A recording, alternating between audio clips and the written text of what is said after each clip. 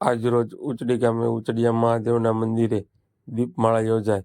જ્યારથી ઉચડિયા મહાદેવના મંદિરની પ્રાણ પ્રતિષ્ઠા થઈ ત્યારથી દર સોમવારે રાત્રે દીપમાળાનું આયોજન કરવામાં આવે છે।